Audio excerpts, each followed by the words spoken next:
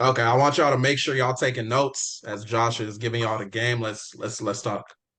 All right, cool. So the thing about new construction that's a Hmm. lot better than, let's say, existing houses. Hmm. New construction is not as competitive, right? So let's say Gotcha. brand land, people who just out is land literally everywhere. So if you just looking for different lots or whatever the case may be, you can find some on the MLS, or you can just go straight direct to seller. But literally, let's say if you owned a piece of land, right? Typically, you're not emotionally attached to that land, right? Hmm. I bought it 20 years ago, like make me an offer, see what I say. If I like it, cool, I'll take it. If not, cool too. But Hmm. literally the difference between that and let's say a house, like in order to get a deal with a house, you need to talk somebody into selling your house at $280,000 that's worth 400,000, Hmm. right? You gotta be a crazy person or be going through something crazy in order Yeah, for me to in order for you to sell that house for $120,000 discount. The thing exactly. about land, we make our money when we build the house. The value Gotcha. goes up drastically, right? So you can literally pay full price for a piece of land. And if it's in the right city, right area, you got a great house. And let's say if you find a builder who builds and you got a decent spread in it, right? That house is now worth, let's say, $200 a square foot, where it's only costing you $100 a square foot to put that house up. That makes sense. So you're gonna have a good profit margin.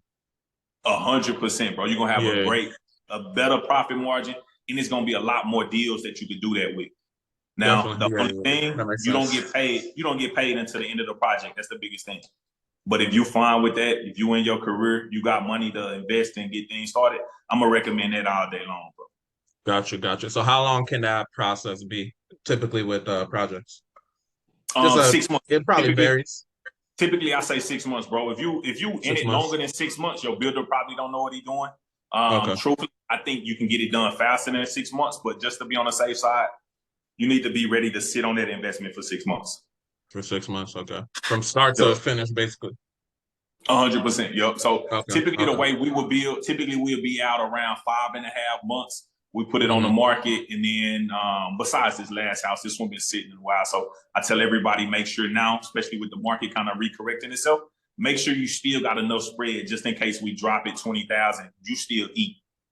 Like Gotcha. worst case, you still eat, and that's the main thing. So like even at this point, if you can just find good deals, bro, I think these deals that we got, um, it's costing us 240 to build the house. The land we in another 40, so that's 280, and then we're selling at about 400,000, give or Hmm. take. I think we can push it over 400,000, but I'm just gonna say 400,000. Everything hit, we at 400,000. Everything go better, we higher than 400,000. Let's say if it go worse, we at 380, 375, right? And at that point, we still got roughly about $90,000 of equity that we can still make something happen with. That makes sense. Yeah. So Okay. it's the safest investment out there. That's what it sounds like. Yeah, very, Okay. very safe.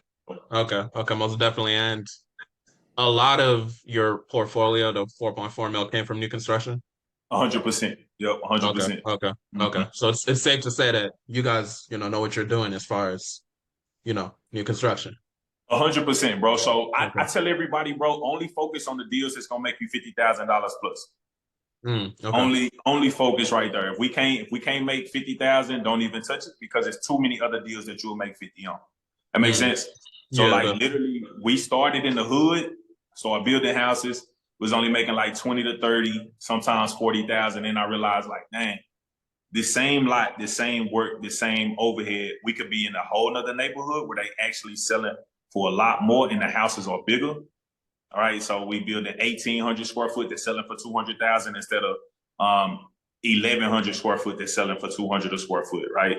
So it's Yeah. just a lot different. It's a lot different gauge, and it's a lot more money to be made on the other side. So literally, we Gotcha. sold everything we was touching in the hood. It sounded good, like to be building my hood up and stuff like that. And then I was like, these numbers, man, like I don't want nothing in the hood no more. I need houses somewhere else where the ARVs are better, and we can Yeah. actually start making money that's gonna be life changing, not just making money, but making that real good money. Gotcha. You say ARV. Oh, can you elaborate on it? Just So for people that ARV may is not know. after For repair repair value. value. So Hmm. it's ARV is pretty much whenever you look in that house, it's one of the easiest ways. You pull up new construction in that zip code, and you see what new construction is selling for. That's going to be the easiest way to figure out. All right, so I know 1,800 square foot is selling for 400,000. I Hmm. know whatever 2,000 square foot is selling for 440. I just kind of get a good deal. So my ARV is going to be what those houses, what that new construction is going to be selling for in this particular area, right? And then with everything happening right now with interest rates and things like that, you need to be kind of conservative on that number. Like, all right, cool. I see it's listed for 460.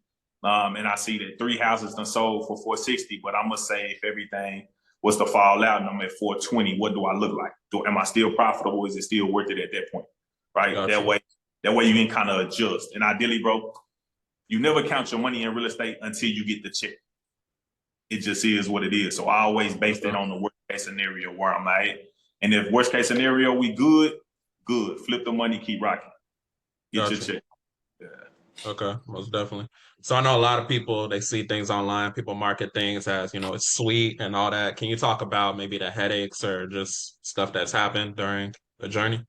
Yeah, definitely, bro. So Yeah. the first, I'm gonna be honest with you, bro. The first builder I ever hired was on drugs.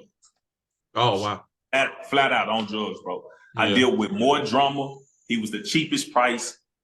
I deal with more drama, more scaredness as far as like, is he taking my money? Like, what's going on with my money? Of course, I didn't think he was on drugs at the beginning of the project. Yeah. Towards at the end, it was kind of like, all right, it's kind of evident, like it's too much drama going on. Nobody paying attention. It's always lying going on. So, bro, the biggest thing is just finding credible people to work with. And once you find them, like you can get to the top. But the biggest thing is finding those trustworthy people, bro. He leaned on houses for projects that he had already been paid up to the date, but he just wanted more money type deal. And of course, whenever you get lawyers involved, it's cheaper just to pay a person off than it is to get the lawyer to fight on your behalf, if that makes sense. So that's what we ended up doing, bro. It was kind of trash in my opinion, but he was holding up projects. Literally a lot of work that was being done. We had to go back and redo it. So the biggest thing, cheapest isn't always the best. It's probably never the best. It's probably going to be a lot more stuff you're going to have to go in there and redo once you get the cheap people out the way. And that was probably my biggest headache, bro. We probably dealt with that builder for the longest. I think to put a foundation up, it took us 6 weeks, bro, to get concrete poured. It was like, man, we was failing inspections left and right. So literally find people who are actually credible. Like if you can't walk me by projects, show me numbers from where this was actually yours. If you don't have like some kind of contracts, receipts or something, actually showing proof that you actually put in the work, you actually did this, then it's going to be hard for me to actually take your word, bro. But you can typically find it around the city. It ain't hard to find. You just got to be able to spot and notice what you're looking at and know that this is good. But ideally, the biggest thing about it, know what you're doing before you allow somebody else to teach you, right? And I mean that from a standpoint, don't get in the business before you decide to learn. Learn the steps beforehand. That way you got an idea and can't nobody just talk a good game to you and it sounds good. And that's kind of what we did. We didn't really know. Nobody was teaching new construction back 3 years ago or whatever the case may be. So it was just kind of trial and error. And that's kind of what we ran into dealing with trial and error. A lot of learning on the fly, a lot of times where we should have caught this, we should have caught that, and we didn't. You know what I mean? So honestly, same thing again. Get you a mentor.